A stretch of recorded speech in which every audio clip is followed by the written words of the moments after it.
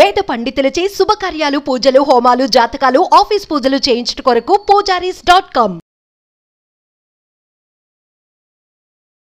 నమస్తే, welcome to Suman TV. నేను మీ యామ్ని. మనకి ఆగస్టు 16 నుంచి 31 వరకు అసలు 12 రాశుల వారికి సంబంధించిన మంచి చెడు ఏ విధంగా ఉంటుంది, ఈ విషయాలు మనకి తెలియచేయడానికి ప్రముఖ జ్యోతిష పండితులు బ్రహ్మశ్రీ నందిబట్ల శ్రీహరి శర్మ గారు ఉన్నారు. గురుగారితో మాట్లాడి ఆ విషయాల గురించి అడిగి తెలుసుకుందాం. నమస్కారం గురుగారు. వాగర్థావివ సంపృక్తౌ వాగర్థ ప్రతిపత్తయే జగతః పితరౌ వందే పార్వతీ పరమేశ్వరౌ. సదాశివసమారంభాం శంకరాచార్య మధ్యమాం అస్మదాచార్య పర్యంతం వందే గురు పరంపరాం.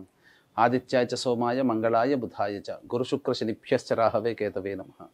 శృంగేరి పీఠాధిపతులకి, కంచి పీఠాధిపతులకి నమస్కారములు తెలియజేసుకుంటూ కార్యక్రమాన్ని ప్రారంభిద్దాం. గురుగారు, ఇప్పుడు ఆగస్టు 16 నుంచి 31 వరకు అండి, అసలు సింహరాశి వారికి ఏ విధంగా ఉంటుంది? సింహరాశి వారికి 16వ తారీఖు నుంచి 31వ తారీఖు ఆగస్టు వరకు ఏ విధంగా ఉంటుందో తెలుసుకునే ముందు గ్రహ సంచారం తెలుసుకుందాం. రాశిలోని రవి, బుధ, శుక్రులు, అలాగే ద్వితీయమందు కేతువు, అష్టమందు రాహువు, సప్తమందు శని వక్రీకరించి, అలాగే దశమమందు గురు, కుజుల యొక్క పరిస్థితి గమనించుకున్నట్లయితే ఈ యొక్క 16వ తారీఖు నుంచి రాశి నాథుడైనటువంటి రవి యొక్క మార్పు ప్రధానంగా ఉండడం వల్ల గ్రహముల యొక్క అనుగ్రహము లేకపోవడము, ప్రతికూలతమైనటువంటి పరిస్థితులు పొందేటువంటి అవకాశం ఉంటుంది. ఏ విధంగా ఉంటుందనేటువంటి తెలుసుకునే ముందు ప్రధానంగా గమనించుకున్నట్లయితే బంధుమిత్రుల సహాయ సహకారాలు ఉన్నప్పటికీ కూడా వాళ్ళు మీకు అందుబాటులో ఉండకపోవడం, తద్వారా స్వయం కృషితో మీకు మీరే మీ పనులు చక్కబెట్టుకోవాల్సినటువంటి పరిస్థితి ఉంటుంది. వాహనాన్ని నడిపేటప్పుడు, అలాగే యంత్రములు, పనిముట్లతో పనిచేసేటువంటి వ్యక్తులు ఎవరైనప్పటికీ జాగ్రత్తలు పాటించండి. చిన్నపాటి ప్రమాదములు జరిగేటువంటి అవకాశాలు గోచరమవుతున్నాయి. ఆరోగ్యం పట్ల శ్రద్ధ వహించాల్సినటువంటి పరిస్థితి.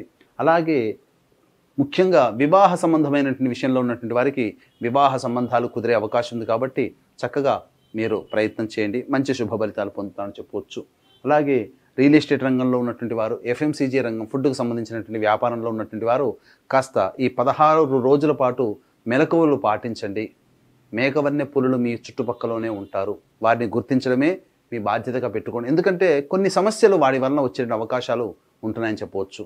ఇక ముఖ్యంగా వ్యాపార విస్తరణకు సంబంధించిన ప్రయత్నాలు చాలా మటుకు నిర్ణయాలు వాయిదా వేసుకోవడమే మేలని విషయాన్ని గమనించుకోవాలి. ముందుంది మంచి రోజులుగా భావన చేసుకుంటూ ప్రధానమైనటువంటి నిర్ణయాలు మీరు తీసుకోకపోవడమే మేలనేటువంటి విషయాన్ని గమనించుకోవాలి.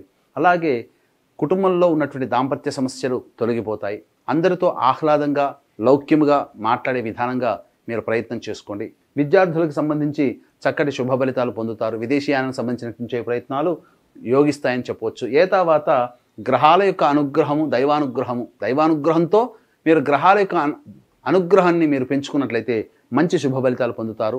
50% మంచి, 50% చెడుగా మిశ్రమ ఫలితాలు ఈ యొక్క సింహరాశి వారికి గోచరమవుతున్నాయి.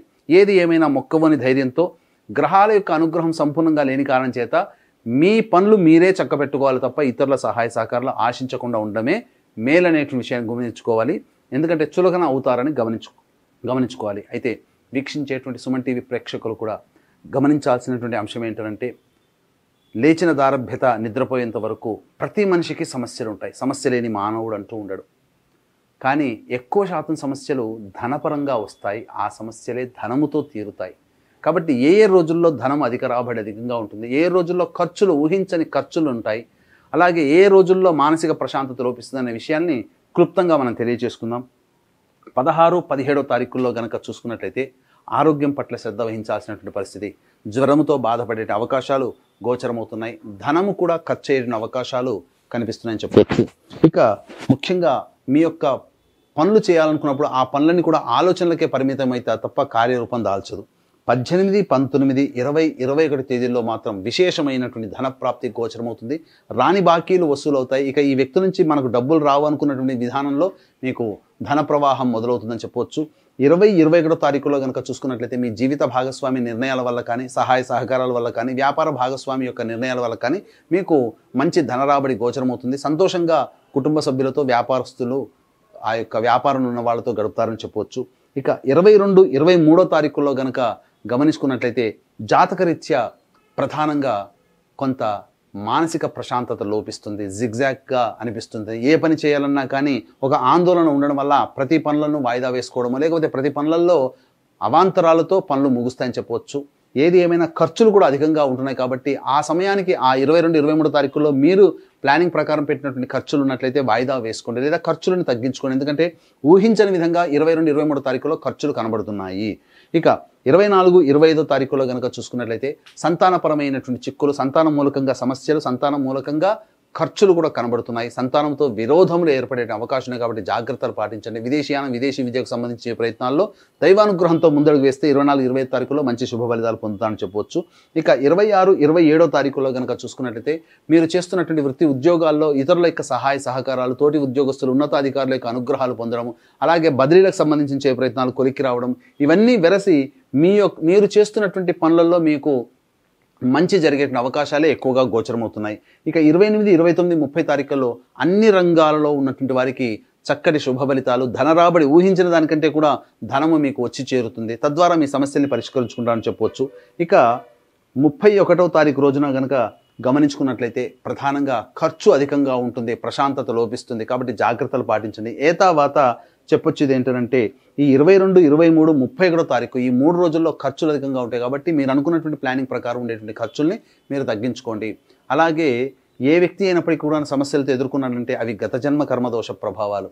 కావున ఈ యొక్క శ్రావణ మాసంలో 17వ తారీఖు రోజున, 31వ తారీఖు రోజున 2 శని త్రయోదశులు వచ్చాయి కాబట్టి దీని సందర్భంగా ఈ యొక్క వృషభ మిథున, కర్కాటక, సింహత్తుల, వృశ్చిక, మకర, కుంభమీన రాశిలో జన్మించిన వారికి శనిదోష పరిహారార్థమే శనీశ్వర హోమం, అఘోర పాశుపత మంత్ర హోమంతో పాటు గత జన్మ కర్మదోష నివారణకి కర్మదోష నివారణ హోమాలు, అలాగే విద్య, వివాహ, ఉద్యోగ, దాంపత్య, అనారోగ్య సమస్యల నివారణకి 18 రకాల హోమాలు కేవలం 1500కి, 2 నమోదు చేసుకున్నట్టయితే 3000 రూపాయలకి మీకు చేయించడం జరుగుతుంది. అలాగే ఒక్కొక్క పుణ్యక్షేత్రంలో ప్రతి నెల మా ఆధ్వర్యంలో కార్యక్రమాలు నిర్వహిస్తున్నాం కాబట్టి సంవత్సరం పొడుగుతా మీ యొక్క కుటుంబ సభ్యుల గోతనామాదులు నమోదు చేసుకోవచ్చు. అవకాశం ఉన్న వాళ్ళు కార్యక్రమ తదనంతరం కాంటాక్ట్ చేసి పూర్తి వివరాలు తెలుసుకోండి. గురువుగారు, ఇప్పుడు సింహరాశి వారికి అండి ఎలాంటి పరిహారం చేసుకుంటే మంచిది? సింహరాశి వారికి ప్రధానంగా ప్రతిరోజు కూడా రావి చెట్టు చుట్టూ నారాయణాయ నమః అంటూ 27 ప్రదక్షిణలు చేసి తూర్పు వైపున కూర్చొని విష్ణు అష్టోత్తరం 3 సార్లు పారాయణం చేస్తే చాలా మటుకు సమస్యలన్నీ కూడా తగ్గుముఖం పడతాయని చెప్పవచ్చు. గురుగారు, ఇప్పుడు ఆగస్టు 16 నుంచి 31 వరకు అండి అసలు సింహరాశి వారికి ఏ విధంగా ఉంటుంది, ఎలాంటి పరిహారం చేసుకోవాలి, ఈ విషయాలు మాకు తెలియజేసినందుకు ధన్యవాదాలండి. సర్వం శ్రీ ఉమామహేశ్వర పరబ్రహ్మార్పణమస్తు.